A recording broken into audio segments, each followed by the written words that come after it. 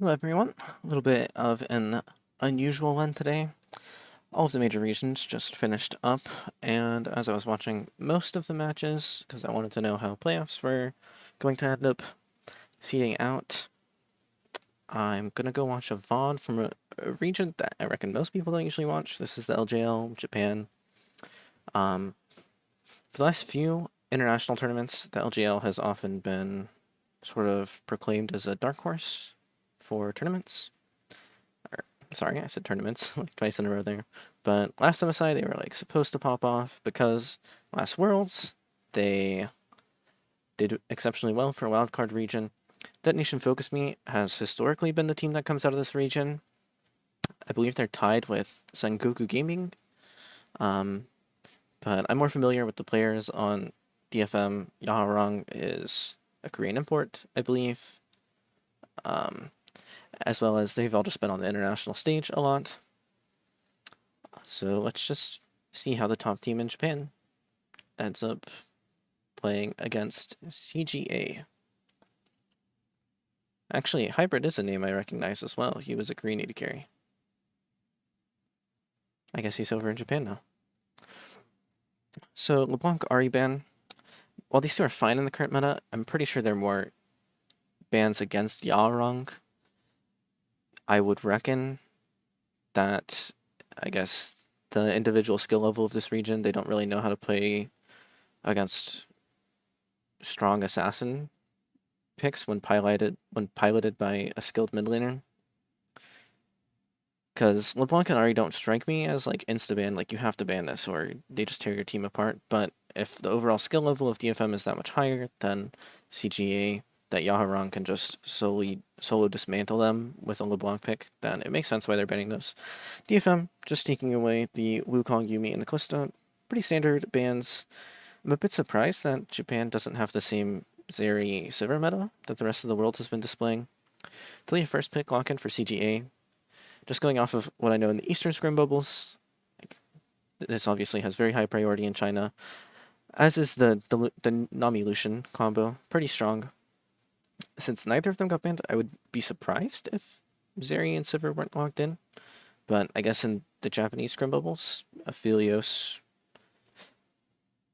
either must be a lot higher priority than those two picks, or maybe it's a current counter pick to Lucian from their point of view, however scrim results have been panning out, but it is the Aphelios Lulu picked up. We'll see what ends up being third pick over here for DFM. I wouldn't be surprised if we either saw the mid traded back or a jungle pick just to... Yep, looks like they're thinking about taking the mid pick. They'll just go for the Orianna. Just a pretty simplistic control mage. We did see Perks play this one in Europe, so it's not like it's completely out of the meta, but it hasn't been meta for quite a while, so it is a bit unusual to see it.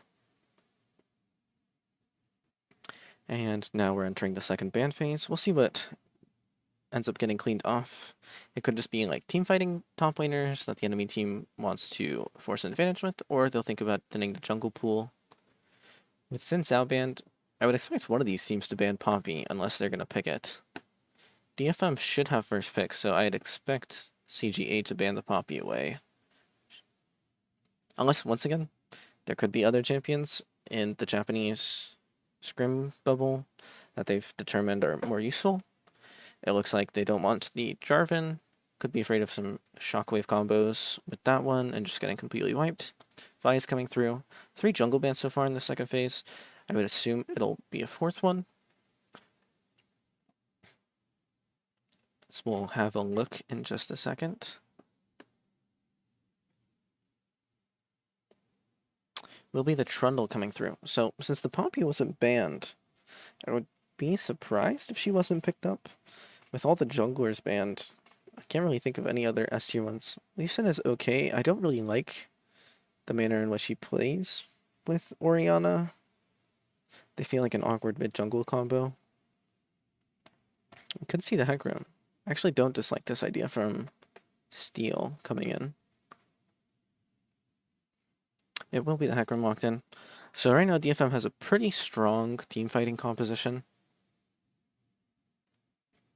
with some pretty insane engage just running at them.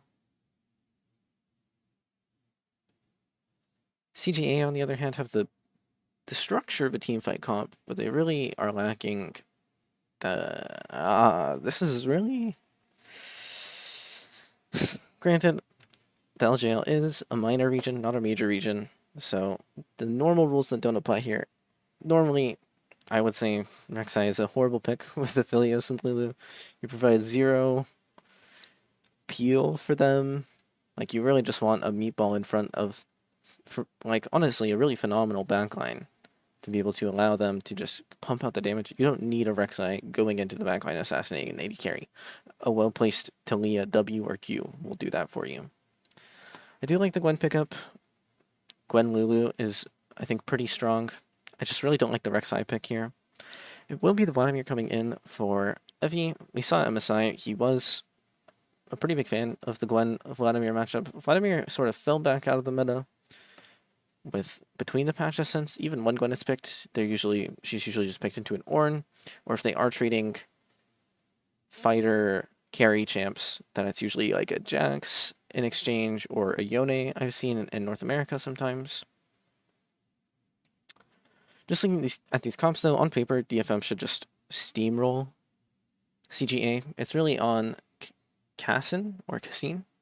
I'm inclined to say Cassin, but it could just be Cassin. It's on Cassin to get ahead in the early game and really snowball this composition out of control. Preferably on a lane like the Vladimir or the Lucian Nami, really stunting one of those two lanes would, I would say, would be one of CGA's only win conditions. Obviously, stunting the Orianna doesn't really do much because the other three champions just provide so much damage, and she'll always be there for a shockwave. On the other hand, if Steel gets ahead, then it's just completely game over. No one on the side of CGA can really properly deal with him, except for maybe the Lulu. And once you've used Polymorph, well then the Vladimir is free to come in. And the Lucian Nami are free to go in. And you no longer have Whimsy for your AD carry. I believe Hybrid was on Live Sandbox up until they hired Prince again. Obviously, Prince is doing really well for himself on that team. Big fan of that guy from his APK days. I thought he was crazy, and it's insane that he didn't get an offer in the spring.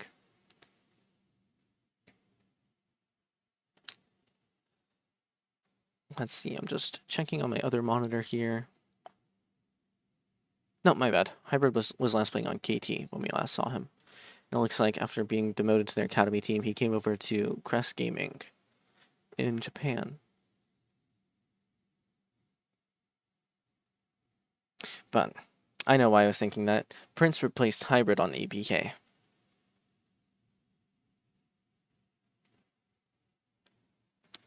Let's just have a look at the start. 5-man, or not quite a 5-man point defense for the side of Crest Gaming.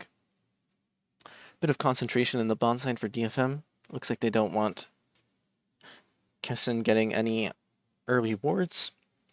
Is a ward on the Raptors, so that they will know where the Hecarim is. Should spot him after he comes out of this red buff, and they'll know that he's clearing down. And Cassin will be able to match if he's looking to counter gank, or possibly trade on the other half if he's just looking to trade scuttles.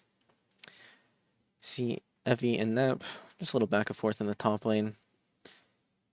Evie opted for the Aerie in this lane phase, going for more of a poke-focused build. I actually think this decision is quite nice, given patch 12.14, which I assumed this game was on. I believe I was looking at the date for it. It was like 4 or 5 days ago, if I'm not mistaken. So they should be on patch 12.14. Obviously, sustain is nerfed, which makes poking a lot more valuable in lane. If you can get a lot of early poke, it's a lot harder for your enemies to sustain. And Vladimir is naturally a champion with a lot of sustain baked into his kit. So he should be able to basically permanently keep Nap locked in this lane, especially if Nap's TP is down. So we see Cassin looking for an early game gank, possibly. Yarong playing pretty safe. That tunnel is down. Preyseeker comes forward, lets Yarong know something's up, and he just walks away. Bit of wasted time here for Cassin. Steel opted to skip the wolves.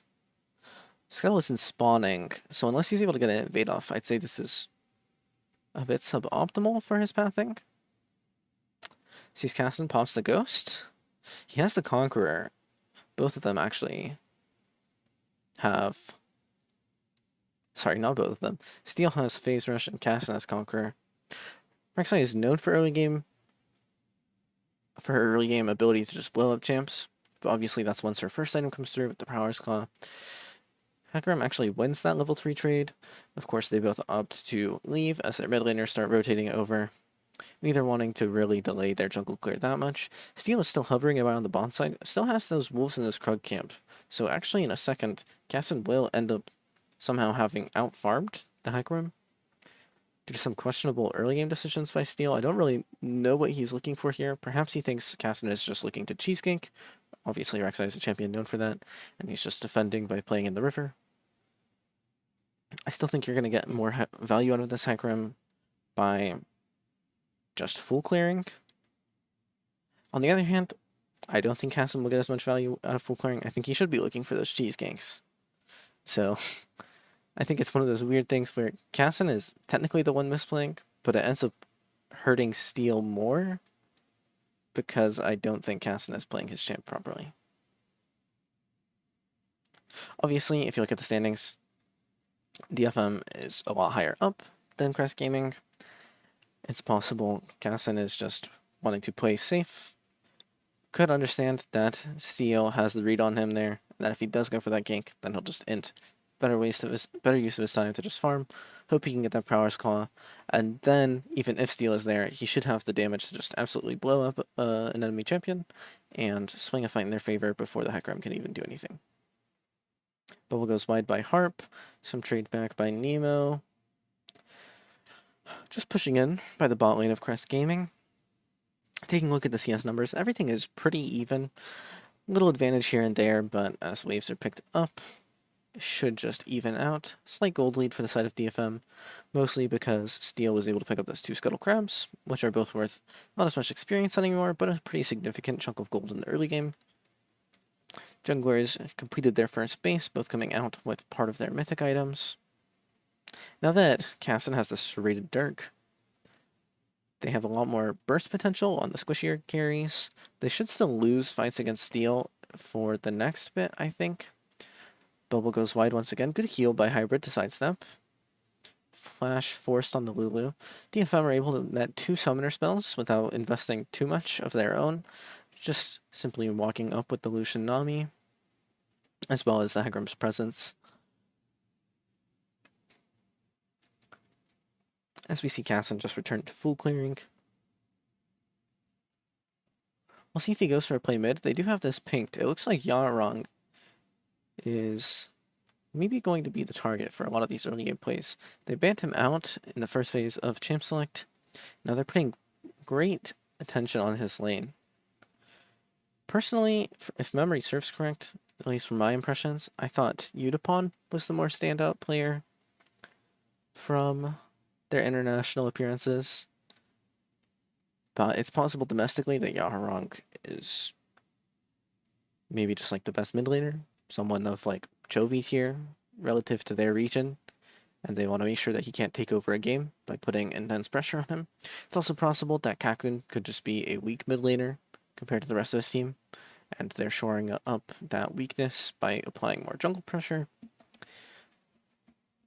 Testing these minor regions is a bit different from the major regions, because sort of like we saw with the champion pools, like there's a lot of different rules. Good shockwave onto Kakun, flash forced out. Harp tries to protect the flash, misses, but luckily Yarong is able to just flash forward, secure the kill. They'll have this wave pushed in as well, and Kakun didn't opt for the TP, so he'll miss this whole wave. And a pause does come out. Let's just see if we can fast forward a bit. A little replay here to see this action. I see Harp try and go for a cheeky flash bubble. Don't really think it was necessary. The Talia was definitely dead, but would have been pretty cool if he'd landed it. As we'll see how this one ends up playing out. Quite a long pause. Fortunately, the Japanese league doesn't really have any translations into English, so I can't tell what the pause was for. But luckily, it was resumed No chrono shift shenanigans, judging by how medium length I would say that pause was. A steal spotted by Cassin in his top jungle forces him back. Still pretty even in the CS across the board. I'd actually say it's pretty impressive to me, even with the roaming by the Nami, that Aphelios Lulu is able to stay out as we have it all in from Evie. Gets the Ignite off as well as the ult off. Pool almost has the damage. Oh, but Nap barely lives and Evie is able to get away. Unfortunately, Nap doesn't have TP, so this play will net Evie possibly turret plate as well as a full wave. Doesn't stick around for the plate, but Nap will have to reset. Cancels his base actually to base in the bush, just in case a Rek'Sai could be looking. Meanwhile, okay, this has been a very questionable sequence of events by Obi. Cancels his base twice. They got confirmation Cassin was on the Herald, but I don't know why he stepped up there. Perhaps he thought he could get a plate, but realized it too late. Steel moves in for the red buff. Steel is spotted clearing that tunnel as we have the Lulu moving over. She could pop the blast cone. Autos him instead. A bit of a misplay by the Lulu. I think if they'd knocked the Aggro back, that was an easy kill. They had the inside track from both bot lane and mid lane. Now Steel's turning his attention to this Cloud Dragon. These dragons are a lot harder to tank without team help. He should be able to as long as the Rek'Sai doesn't move towards him, but of course Yaharong and the Nami are also moving up to help him. So this first streak should be DFM's. Fairly early in the game still, 9 minutes. It is a Cloud Dragon, however, and depending on what the second dragon is, if it's like an ocean or a mountain, could be set up for an Infernal or Hextech soul this game. Infernal Dragon next, which means we'll have a mountain, ocean, or Hextech soul. Engaged by Hybrid onto Utapon. Good bubble onto both the ball lane of CGA as the Talia moves forward. Utapon does have flash. Sidesteps the Talia W. Good attempt by Kakun, a bit late on the seismic shove. I wasn't sure. I think he just barely got in range of that. So a bit unfortunate on the timing. However, there, 4 members strong for the side of CGA. Could look for some tower platings with the Herald as well as the red-white from Aphelios. Hecarim moves down to try and defend this. They'll have to clear this wave if they want the Herald to charge. Harp looking for a cheeky tidal wave, perhaps, sitting in the corner of that tri-bush. We'll take the blast gun back over. Looks like DFM are fancying themselves a fight, but they do see the Nami on the vision. Crest Gaming playing nice and confident. However, the Rek'Sai is on a ward, so full information by both teams here. Nami Bowl does come through. Cassin goes in onto Utapon, is hit by the bubble, and promptly dies. And this is sort of my issue with the Rek'Sai. He doesn't have the burst to finish either of these two champions. Good seismic shove, but unfortunately Kakun doesn't have the damage to follow up.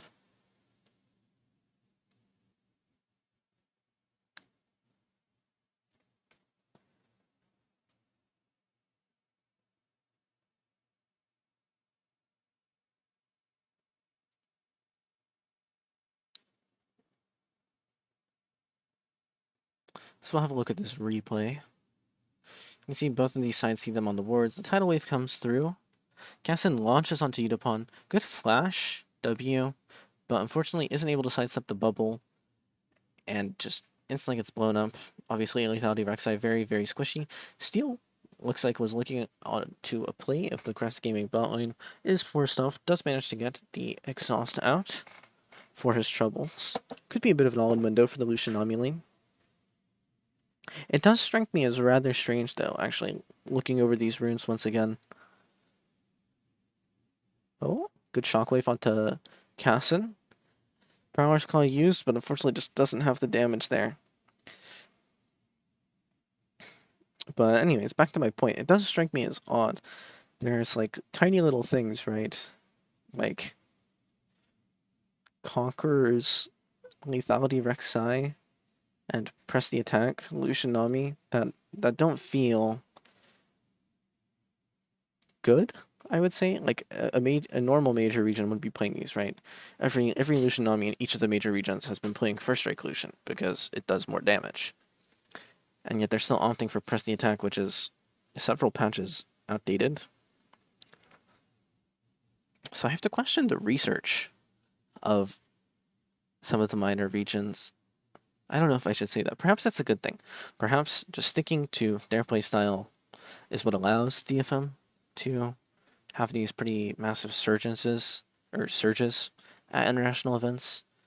But unfortunately, I just feel like they're missing out on too many optimizations as the tidal wave comes through, combined with the cooling force as the flash out of the Lulu. Good damage. You can see how much burst this Lucian Nami duo is able to put out once they have their first items. The Imperial Mandate putting in so much work. Good attempt by Udapon. Unfortunately, the Wild Growth as well as the heal are able to keep Hybrid alive. I wonder if we'll get a replay of that fight, but I believe he didn't end up proccing the first strike, or the press the attack, which is another reason why the first strike is so valuable, is because press the attack is useful in lane, right? You can get your 3 autos off for that burst, but outside of it, usually it's like an EQ-R is like just enough to kill someone with the raw Nami damage, and obviously first strike amplifies that. It's pretty useful. We see Crown of the Shattered Queen come through as the mythic item for the Orianna, and the Chem Tank, or the Chem Tank for the Hecarim. Pretty standard items for the two of them. I don't have too many grievances with the Crown of the Shattered Queen this game, just because I get the feeling Cassin is just going to keep running it down into the backline. As we see Steel pushing Hybrid back. He did have Flash, but I think he was just too caught out there, recognizes it would be a waste. Shockwave pulls the Lulu back as the Onslaught of the Dead comes forth. Lulu picked up nice and easy as they're chasing down Conkun. Stopwatch forced out. Bit of a waste of a stopwatch. You're not getting out of there. No flash, no cleanse, 3 enemy members surrounding you. Just some really elementary mistakes from what I'm seeing.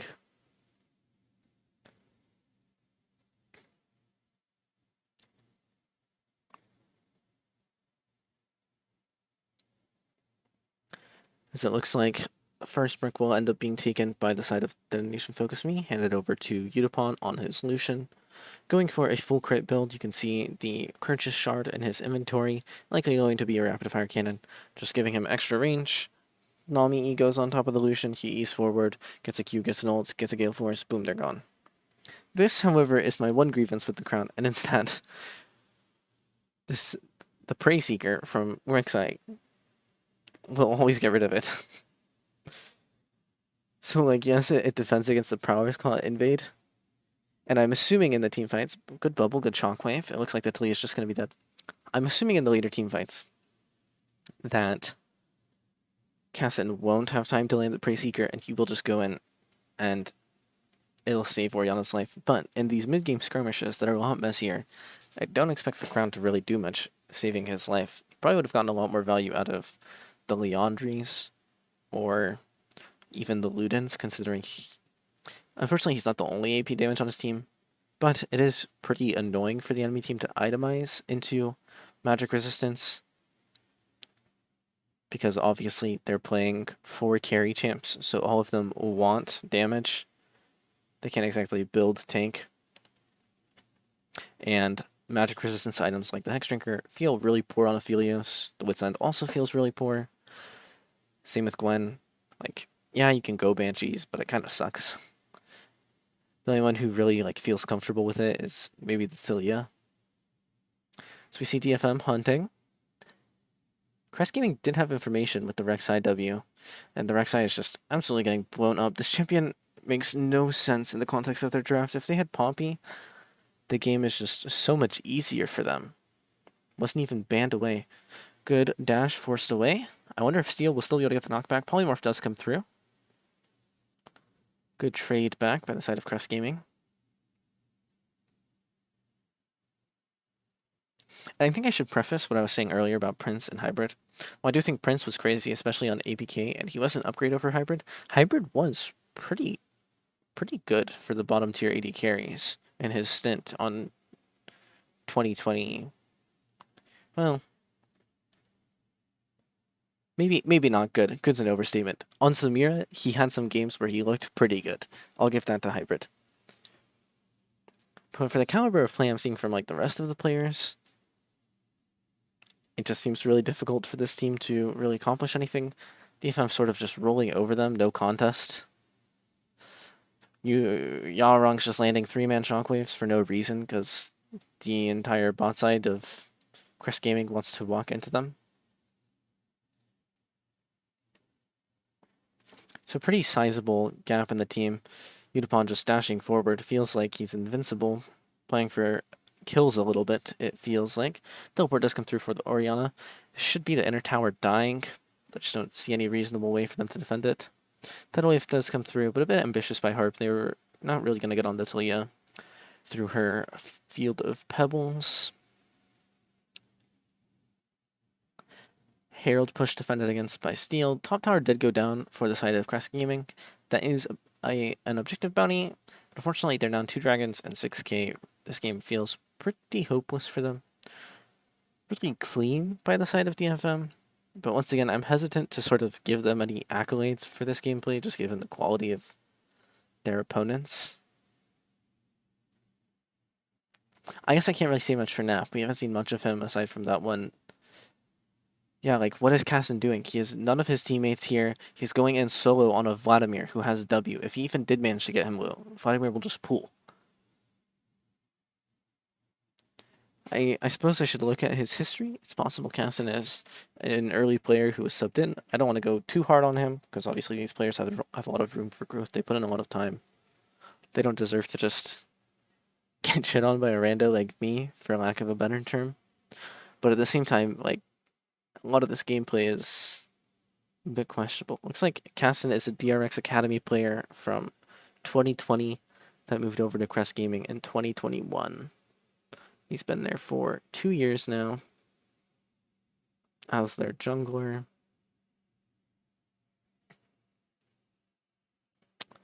It is pretty early on in his career, though. I suppose he also just must feel frustrated, right? Like, his champion is useless. Like, that's what he has to do, right? And he's hit the expiration date of the champion 20 minutes in the game. If he's not 10-0, then, like, this is the extent of what he's going to do. He's never going to manage to kill Udapon with the Nami pocketing him. He's never going to kill Yarong through the Zanyas and the Crown. He's never going to manage to kill Evu or Steel. So, like, just send it, I guess, is what he's thinking. It was the Hextech Soul for the Rift, but unfortunately, I don't even think Hextech Soul will need to be claimed. It looks like DFM are just running through the base.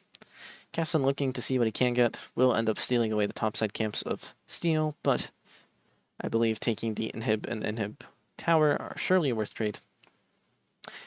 Against the better team, I would scold DFM for this Inhib take.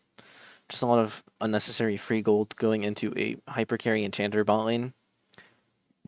But I don't really think Crest Gaming are good enough to take advantage of that. Even if they have the extra gold, I get the feeling they're just going to get absolutely rolled. Udapon has gone for a lot of cheeky plays, but unfortunately none of them have really panned out, and it looks like he's just sort of a bystander in this game. Only 1 assist. Least CS of all the laners on his team as well. Poor guy. Or maybe not poor guy, depending on your perspective. He's just enjoying the fruits of his teammates' success. I don't want to be too down on Crest Gaming. Let's see what angles they do have in the game. Gwen is getting the bot waves. Once again, this is another thing. It feels like they're just behind. The other major regions have started shifting with the repeated Gwen nerfs from on-hit sustain Gwen builds to just going full damage. Everfrost on some utility builds, but if not Everfrost, then they're going... Well, I mean, typically it is Everfrost. But like Everfrost into Shadow Flame into Rabadons, like they're just going full AP, full pen, just trying to see, or not trying to see, they're just trying to use their ult to absolutely rip through the entire enemy team, as that was some insane damage on Cocoon from the Vladimir ult. 2 quick kills for the side of DFM, they'll just rotate over to Baron. Really no excuse for either of these two to be out this far on the map. The map completely belongs to DFM. The game is just too far gone, right? Like, they have to go out there. They need gold. They can't just sit in their base forever. But, I don't know, you have to point to their early game, and I think their draft that really pigeonholes them into getting ahead, and then the individual prowess of their players leading to them falling behind pretty quickly in the game.